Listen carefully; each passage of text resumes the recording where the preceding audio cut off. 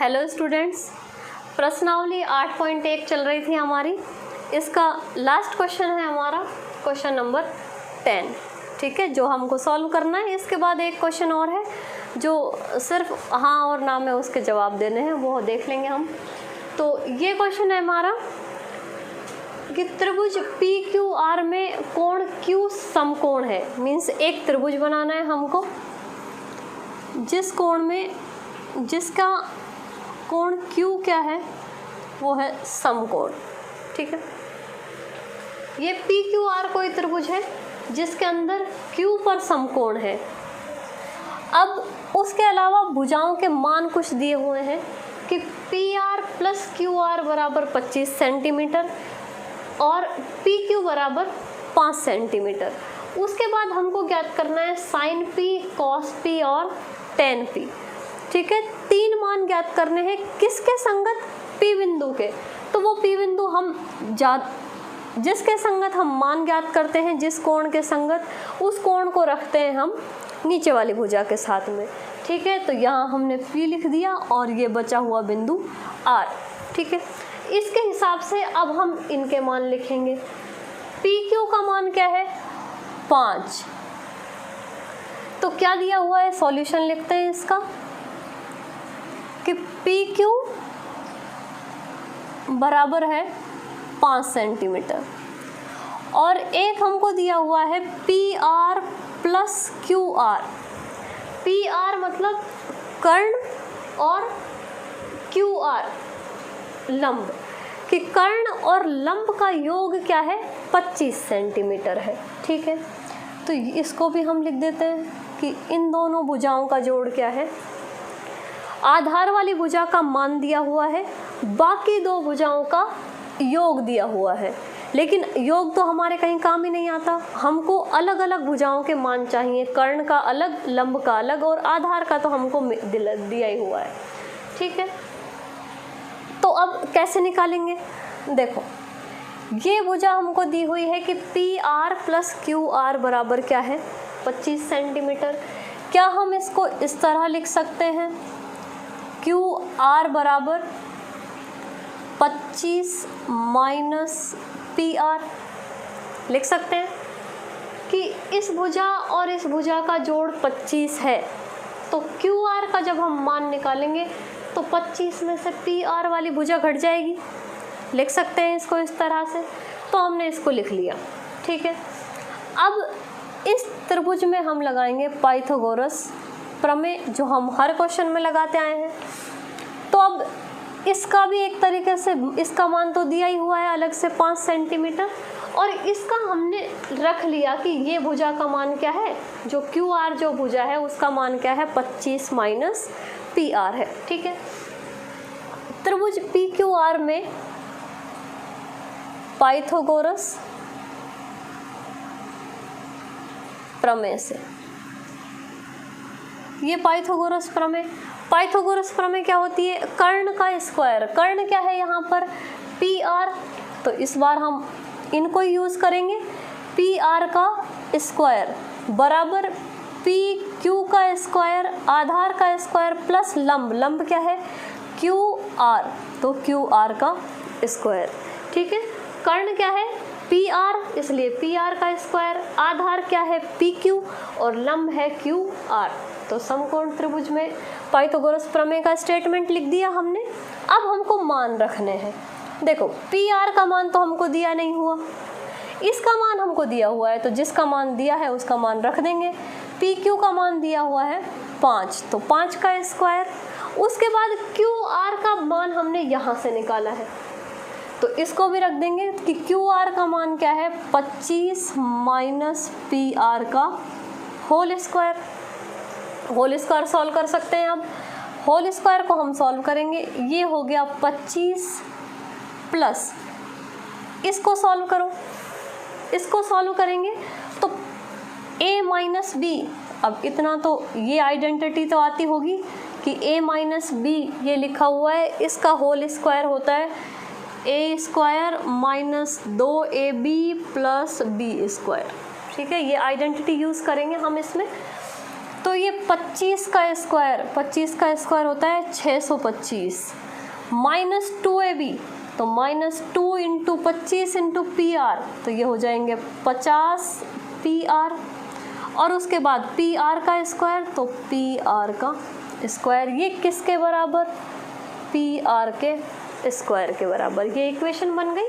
Q R का मान कहाँ से रखा हमने, यहाँ से, जो अभी हमने निकाला था दी गई समीकरण से। ठीक है, मान रख दिया, होल स्क्वायर सॉल्व कर दिया, ये समीकरण आ गई हमारे पास। ठीक है, अब पी आर का स्क्वायर बराबर 25 plus 625 minus 50 P R plus P R square, क्या कुछ कैंसिल हो रहा है, चेक करेंगे पहले। देखो ये पी आर का स्क्वायर और ये भी पी आर का स्क्वायर, तो इससे ये हो गया कैंसिल, राइट हैंड साइड में भी है और लेफ्ट हैंड साइड में भी है। अब मान किसका निकालना है, इसका, इस भुजा का, तो इसको तो ले आते हैं हम इधर, पक्षांतरण कर देंगे इसका, तो ये इधर आएगा, प्लस का बन जाएगा 50 पी आर बराबर, ये दोनों संख्याएं हैं जुड़ जाएंगी, तो 625 और 25 को जोड़ेंगे तो ये आ गया 650। ठीक है, वैल्यू चाहिए पी आर की, भाग लगा देंगे इसका इधर, 650 बटे 50।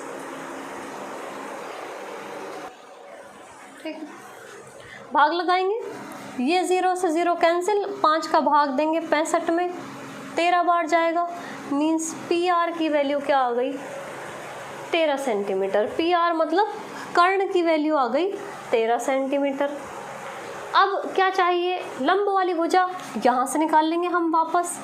इट इम्प्लाइज क्यू आर बराबर, क्यू आर का मान क्या था 25 माइनस पी आर, अब पी आर की वैल्यू आ गई है हमारे पास, तो इसको लिख देंगे 25 माइनस पी आर का मान रख देंगे 13, इसको घटाएंगे तो ये आ गया 12 सेंटीमीटर, मीन्स लंब वाली भुजा का मान क्या आ गया 12, इसको भी लिख देंगे 12। ठीक है, तीनों चीज़ें आ गई हमारे पास। अब क्या चाहिए हमको, क्या पूछा है सवाल में पूछा है कि साइन पी, कॉस पी और टेन पी का मान बताइए, तो मान निकाल सकते हैं हम। अतः साइन पी फर्स्ट वाला त्रिकोणमितीय अनुपात है, साइन मतलब लंब बटा कर्ण, तो लंब क्या है इसमें क्यू आर और कर्ण क्या है पी आर, लिख देंगे। क्यू आर की वैल्यू है 12 और इसकी वैल्यू है 13, तो ये वैल्यू आ गई किसकी, साइन पी की। इसी तरह कॉस पी होता है आधार बटा कर्ण, तो आधार पी क्यू और कर्ण है इसका पी आर, मीन्स 5 बटा 13।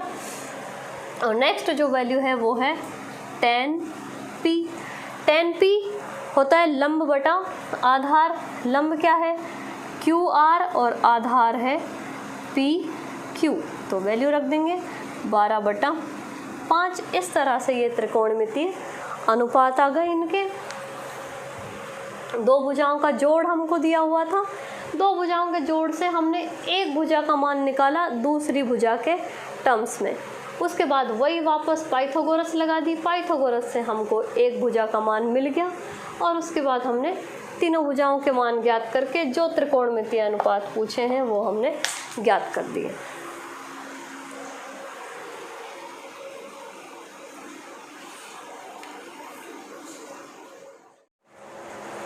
तो नेक्स्ट जो क्वेश्चन है वो है क्वेश्चन नंबर 11। हमको चेक करना है सत्य असत्य। ठीक है, क्वेश्चन है हमारा कि जो दिए गए कथन है उसमें सत्य असत्य की जांच करनी है प्लस उसका कारण देना है। ठीक है, तो फर्स्ट जो स्टेटमेंट है वो है tan a का मान सदैव 1 से कम होता है। कैसे पता चलेगा tan a का मान? अभी तक हमने पढ़े हैं सिर्फ त्रिकोणमितीय अनुपात। त्रिकोणमितीय अनुपात में हमने पढ़ा था कि tan क्या होता है, tan a मीन्स कोई भी एंगल tan के साथ, tan a होता है लंब बटा आधार। 1 से कम मान कब होगा? ये लंब बटा आधार है, यहाँ पर कोई दो संख्याएं होंगी, इसका मान 1 से कम कब होगा? जब हमेशा इसके हर में कैसी आए? बड़ी संख्या।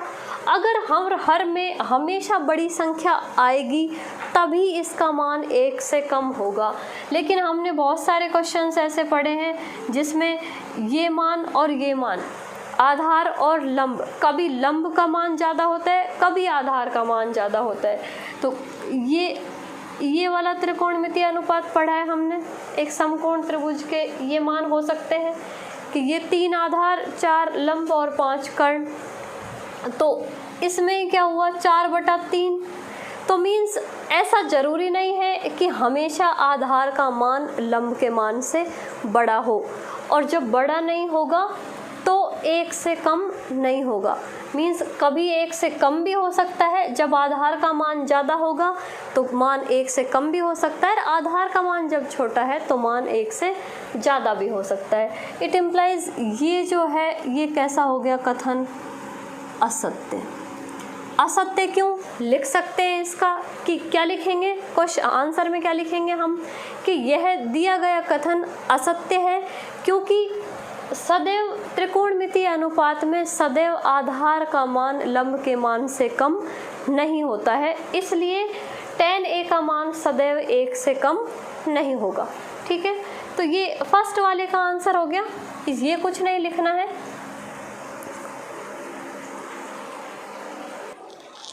वापस वही, कोण A के किसी मान के लिए sec A बराबर 12/5।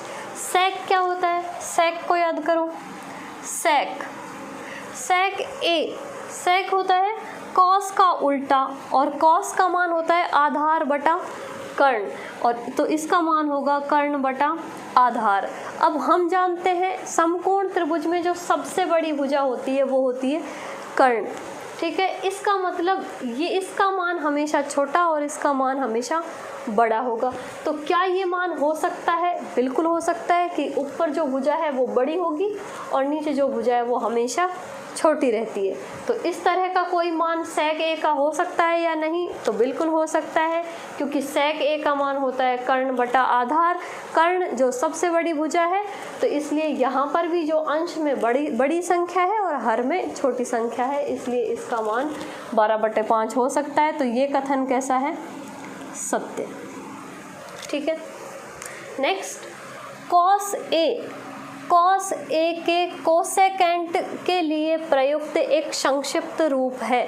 जब हमने स्टार्टिंग में त्रिकोणमितीय अनुपात लिखे थे तब ये लिखे थे कि ये cos A क्या होता है, sin A क्या होता है, tan A क्या होता है। तो वहाँ पे हमने लिखा था कि ये जो cos A है ये कोण A का क्या होता है? कोण A का कोसाइन होता है। क्या होता है? कोण A का कोसाइन। कोसेकेंट होता है कोसेक के लिए, जो लास्ट वाला त्रिकोणमितीय अनुपात होता है उसके लिए जो होता है वो होता है कोसेकेंट, और कॉस के लिए जो यूज़ होता है वो होता है कोसाइन। तो ठीक है, ये क्या हो गया? ये तो किसके लिए यूज़ होता है? कोसेक के लिए, और कॉस A के लिए यूज़ होता है कोण A का कोसाइन। इसका मतलब ये कथन भी कैसे हो गया? असत्य।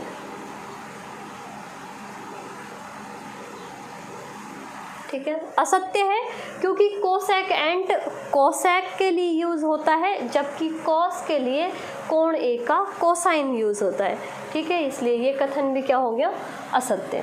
नेक्स्ट जो क्वेश्चन है वो है कॉट और A का गुणनफल होता है। क्या ये गुणनफल होता है? त्रिकोणमितीय अनुपात जब हमने पढ़े थे तभी बताया था कि ये दोनों, इसका और इसका मतलब ये नहीं है कि कॉट और A आपस में गुणा हो रहे हैं। इसका मतलब ये है इस कोण के लिए ये कॉट जो है वो उसका त्रिकोणमितीय अनुपात है, जो अलग अलग परिभाषित हो रखे हैं कि कॉट जो होता है वो आधार बटा लंब होता है। तो इसलिए इस A के लिए ये इसका त्रिकोणमितीय अनुपात है, ना कि कॉट और A ये दोनों आपस में गुणा हो रहे हैं। तो ये भी क्या हो गया? असत्य। लास्ट, किसी भी कोण थीटा के लिए साइन थीटा बराबर 4/5 साइन थीटा बराबर 4/5। साइन फर्स्ट वाला त्रिकोणमितीय अनुपात है, फर्स्ट त्रिकोणमितीय अनुपात साइन थीटा, और साइन थीटा हम जानते हैं कि क्या होता है, लंब बटा कर्ण होता है। और ये भी जानते हैं हम कि कर्ण जो होता है वो सबसे बड़ी भुजा होती है। इसका मतलब साइन जब भी लिखा होगा उसके अपोन में जो संख्या होगी अनुपात में वो हमेशा बड़ी होनी चाहिए, क्योंकि समकोण त्रिभुज में जो सबसे बड़ी भुजा होती है वो कर्ण होती है। और यहाँ पर क्या मीनिंग हुआ कि किसी समकोण त्रिभुज का लंब तो 4 है और कर्ण 3 है, जो कभी भी पॉसिबल नहीं है, क्योंकि कर्ण सबसे बड़ी भुजा होती है। तो इसलिए ये कथन भी कैसा हो गया, असत्य। ठीक है, तो ये क्वेश्चन हो गया कंप्लीट। इस प्रकार ये प्रश्नावली भी हो गई कंप्लीट 8.1। अब हम पढ़ेंगे नेक्स्ट इसके बाद 8.2 प्रश्नावली। इससे रिलेटेड कोई भी प्रॉब्लम हो आप कमेंट करके बता सकते हैं। हर वीडियो में, जिस भी वीडियो में अगर कोई प्रॉब्लम है तो उसी वीडियो में कमेंट करके बता सकते हैं। बाकी यहाँ तक हमारा ये 8.1 का काम ख़त्म हो गया पूरा। ठीक है, वीडियो अच्छी लगे तो लाइक ज़रूर किया करो भाई। वीडियो अच्छी लगे तो लाइक ज़रूर करें और चैनल को सब्सक्राइब करें इस कोर्स को कंटिन्यू रखने के लिए।